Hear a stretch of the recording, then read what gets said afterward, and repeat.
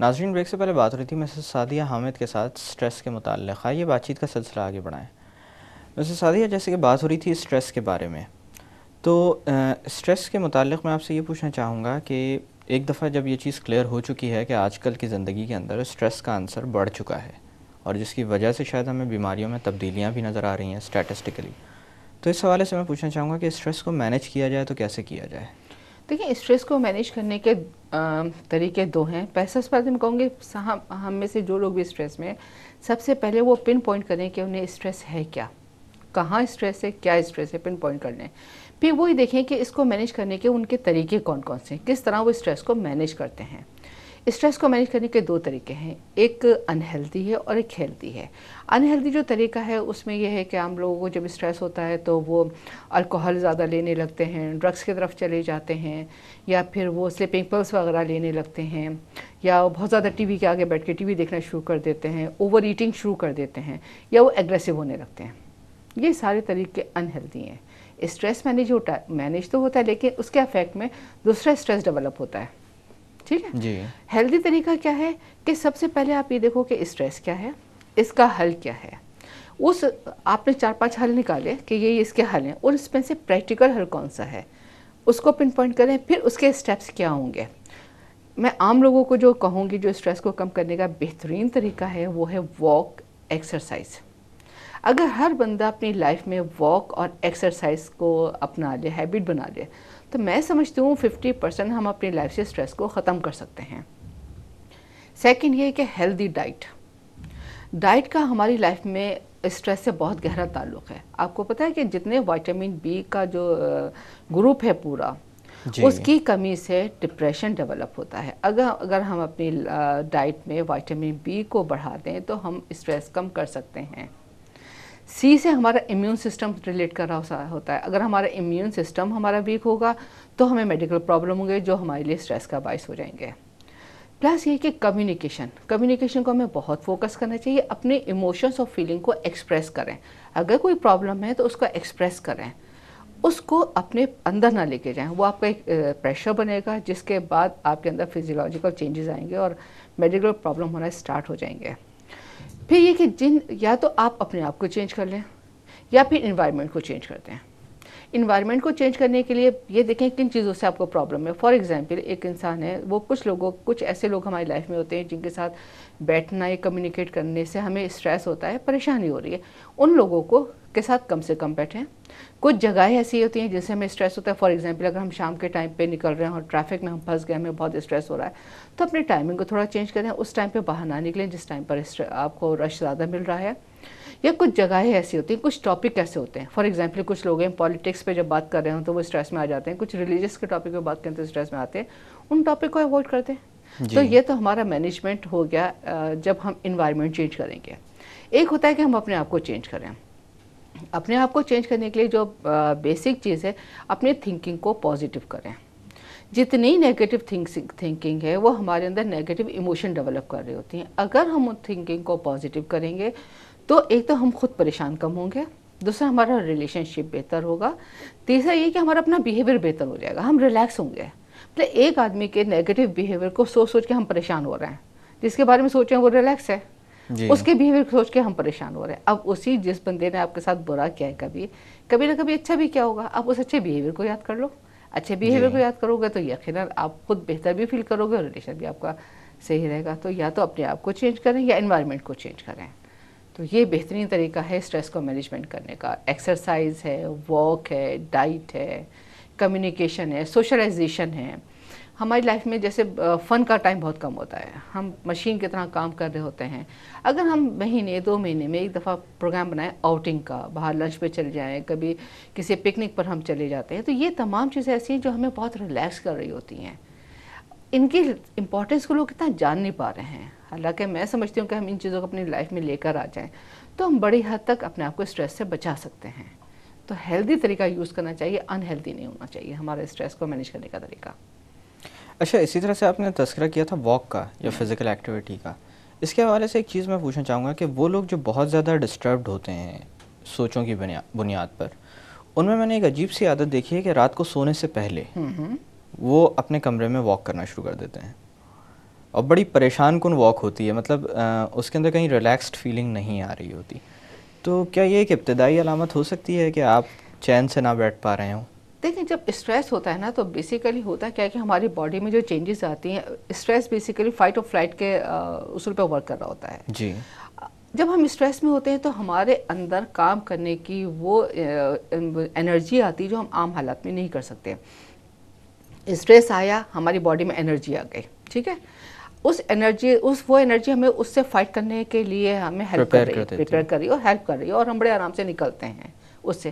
لیکن اگر ہمارے پاس کوئی اسٹریسرز نہیں ہے، جی، کوئی ایسی چیز نہیں ہے جس کے لیے ہمیں انرجی کی ضرورت ہو، جی. ٹھیک ہے نا، لیکن ہم اس سے اسٹریس لے رہے ہیں، امیجنری اسٹریس ہم لے رہے ہیں، تو ہماری باڈی تو انرجی ڈیولپ کر رہی ہے نا، لیکن وہ نکل تو نہیں رہی انرجی ہماری. تو وہ جو ٹائم ہوتا ہے اس کی وجہ سے لوگوں میں ریسلیسنس ڈیولپ ہوتی ہے. وہ انرجی نکالنے کے لیے وہ واک کر رہے ہوتے ہیں. جی. انرجی نکل رہی ہوتی ہے، لیکن وہ تو انہیلدی ہے، ہو گیا نا کہ آپ کا اسٹریس اتنا پہنچا کہ آپ اس طرح فضول میں آپ چہل قدمی کر رہے ہیں اور پریشان ہو رہے ہیں، اور وہ بھی سونے کے وقت ہو رہے ہیں. اب اسی چیز کو ڈیلی بیسس پر اب آپ تصور کریں تو بند کمرے میں آپ واک کر رہے ہیں. ایک وہ واک ہے جو آپ کسی پارک میں کر رہے ہیں، کسی خوبصورت جگہ پہ کر رہے ہیں، اوپن ایئر میں آپ واک کر رہے ہیں اور ریلیکس ہونے کے لیے واک کر رہے ہیں. اس واک میں بہت فرق ہوتا ہے. وہ ہوتا ہے کہ ہمارا ذہن تیز سوچ رہا ہے، ذہن کے ساتھ ساتھ ہماری باڈی موو کر رہی ہے. وہ واک ہے جو ہم کمرے میں کر رہے ہوتے ہیں. اچھا، اسی طرح سے اگر بات کی جائے آج کل کے روزمرہ کے مسائل کی، جس کے اندر لوڈ شیڈنگ ایک بہت بڑا مسئلہ ہے. کچھ علاقوں میں گیس وغیرہ بھی صحیح طور پر سپلائی نہیں ہو رہی. بالکل. پھر آئے دن گیس ویسے بھی بند ہوئی بھی ہوتی ہے. بالکل. ٹریفک سگنلز کی پابندی نظر نہیں آتی روڈز پہ. بالکل. یہ چیزیں بھی اسٹریس کو پروموٹ کرتی ہیں. ڈیفینیٹلی ہم جو بات کر رہے ہیں کہ آج سے 20 سال پہلے لیکن یہ چیزیں اوائڈیبل نہیں ہیں، پھر کیا کیا جائے؟ دیکھیں جن چیزوں کو آپ اوائڈ نہ کرو نا، اس کے لیے جن چیزوں کو ہم چینج نہیں کر سکتے ان کو چینج کرنے کے لیے ہمیں انرجی کبھی نہیں لگانی چاہیے. وہ چیزیں جن کو ہم چینج نہیں کر سکتے ان کو چینج کرنے کے لیے جب ہم انرجی لگاتے ہیں تو اس کے افیکٹ میں ہمیں اندر فرسٹریشن آ رہا ہوتا ہے. پھر بہتر ہوتا ہے کہ اس کو ایز اٹ از ایکسیپٹ کیا جائے. جب ہم ایکسیپٹ کرتے ہیں تو وہ ڈیلی ہمیں پریشانی کرے گی چیز. ٹھیک ہے، لوڈ شیڈنگ پرابلم میں ہوگی، لوڈ شیڈنگ ایکسیپٹ کر لیا اب ہم نے، لیکن اگر ہم ایکسیپٹ نہیں کریں گے تو ڈیلی لوڈ شیڈنگ پہ ہم پریشان ہونا شروع ہو جائیں گے. تو یعنی ایکسیپٹنس بھی ایک طریقہ ہے چیزوں کو جن کو آپ چینج نہیں کر سکتے ان کو ایکسیپٹ کر لو، اور جن کو چینج کر سکتے ہیں ان کو آپ چینج کرنے کے لیے اسٹرگل کریں، انرجی لگائیں. لیکن ایسی چیزوں پہ انرجی بالکل نہ لگائیں جن کو آپ چینج نہ کر سکیں. اچھا، اسی طرح سے بات کی جائے اسٹریس سے حفاظت کی، کوئی ایسا طریقہ ہے کہ اسٹریس کے آنے سے پہلے آپ اس کے لیے تیار ہو جائیں یا اس سے بچنے کے لیے کوئی تدبیر کر لیں؟ ابھی جو میں آپ کو بتا رہی تھی نا، جیسے واک کے بارے میں بتا رہی ہوں، ایکسرسائز کے بارے میں بتا رہی ہوں آپ کو، یا میں ہیلدی ڈائٹ کے بارے میں بتا رہی ہوں، سوشلائزیشن کے بارے میں، اگر ان چیزوں کو ہم اپنی لائف میں لے کر آ جائیں گے نا تو میرے خیال میں ہم بڑی حد تک اپنے آپ کو اسٹریس سے بچا سکتے ہیں. اسٹریس بیسیکلی ہوتا کیا ہے کہ ہم نے بعض دفعہ اپنی لائف کو بالکل مشین بنا لیا ہوتا ہے. صبح شام گئے اس میں کوئی آفس، تبدیلی نہیں آ رہی کوئی ہوتی. چینج نہیں ہے، پورے ساتھ کے ساتھ دن ایک اتنا ہمارے چل رہے ہوتے ہیں، کوئی چینج نہیں ہوتا. صرف آفس ہے، گھر ہے، ٹی وی دیکھا، سو گئے. انتہائی بورنگ لائف. اس بورنگ لائف میں اسٹریس ہمارے اندر زیادہ بڑھ جاتا ہے. لیکن اگر ہم لائف میں تھوڑی چینجز لے آئیں، فار ایگزامپل سنڈے ہم بہت ڈفرینٹ کرتے ہیں، اپنا جو ہم کر سکتے ہیں اسے ہم ڈفرینٹ کرتے ہیں، یا ہم گھر میں ایک روٹین بنائیں کہ ساری فیملی 1 گھنٹے کے لیے 1.5 گھنٹے کے لیے کھانے پر ایک ساتھ بیٹھے گی اور ہم سب آپس میں کمیونیکیٹ کریں گے. لیکن وہ کمیونیکیشن ہیلدی ہونا چاہیے. یہ نہیں ہونا چاہیے کہ ہم ان میں لوگوں کی خامیاں تلاش کریں، ان کو ڈانٹنا شروع کر دیں، ان کے نیگیٹو پوائنٹ پک کرنا شروع کر دیں. ہیلدی کمیونیکیشن، لوگ اپنے پرابلم ڈسکس کریں، ان کے حل کی طرف ہم آنا شروع کریں. یا ہم ڈیلی واک اپنی روٹین بنا لیں، ڈیلی ہمیں آدھا گھنٹہ پارک میں واک کرنی ہے. تو میرے خیال میں ساری چیزیں ایسی ہیں کہ جن سے ہم اسٹریس آنے سے پہلے ہی اپنے آپ کو اسٹرانگ کر سکتے ہیں، اور شاید اسٹریس ہم پہ اتنا افیکٹ نہ کرے یا ہم میں اسٹریس برداشت کرنے کی زیادہ صلاحیت پیدا ہو جائے. اچھا، اسی طرح سے آپ نے ایک منفی عادت کا ذکر کیا تھا جو کہ اکثر و بیشتر لوگوں میں پائی جاتی ہے، وہ ہے سلیپنگ پلز وغیرہ کی ایڈکشن. ویسے تو دیکھا جائے تو ہر طرح کی ایڈکشن کا رجحان اسٹریس کے ساتھ بڑھ جاتا ہے، لیکن سلیپنگ پلز ایک ایسی عادت ہے جس کے بارے میں یہ کہا جائے تو غلط نہیں ہوگا کہ انسان اس کو غلط سمجھ بھی نہیں رہا ہوتا، غیر قانونی بھی نہیں ہے یہ، لیکن اپنے آپ کو اس کا محتاج بنا لیتا ہے. تو اس حوالے سے میں پوچھنا چاہوں گا کہ عموماً اگر بات کی جائے پریکٹس کی، تو میڈیکل پریکٹس کے اندر ہم لوگ بہت لمیٹڈ ٹائم کے لیے سلیپنگ پلس ایڈوائز کرتے ہیں. لیکن دوا کی کچھ خصوصیت ایسی ہے کہ لوگ اپنے طور پر بھی اس کو استعمال کرنا شروع کر دیتے ہیں. یہ معاملہ کتنا خطرناک ثابت ہو سکتا ہے؟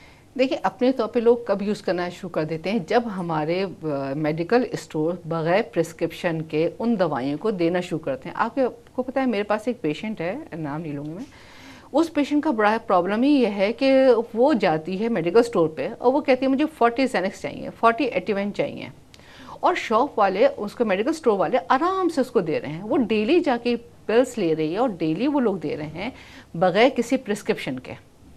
تو عادت کہاں سے آ رہی ہے؟ اگر ہمارے میڈیکل اسٹورس اس بات کے پابند ہو جائیں کہ پرسکرپشن پہ اگر 7 ڈیز کے لیے لکھا ہے تو آپ کو صرف 7 گولیاں ملیں گی, 7 زیادہ آپ کو نہیں مل سکتی. تو کیا یہ ہیبٹ ہمارے اندر ڈیولپ ہو سکتی ہے یا لوگ اس کی وجہ سے پرابلم میں آ سکتے ہیں؟ ایک زینکس کا کسی اینزولیٹی کا پرسکرپشن معلومات 7 دن کے لیے دیا گیا, وہ 1 سال تک یوز ہو رہا ہے. کس طرح یوز ہو رہا ہے؟ پرسکرپشن پہ ڈیٹ بھی پڑی ہے, ٹائم بھی لکھا ہوا ہے کہ 7 ڈیز کے لیے ہے, 15 ڈیز کے لیے. فارمیسی والا دیکھ بھی رہا ہے, پڑھ بھی رہا ہے, پھر بھی وہ دیا جا رہا ہے.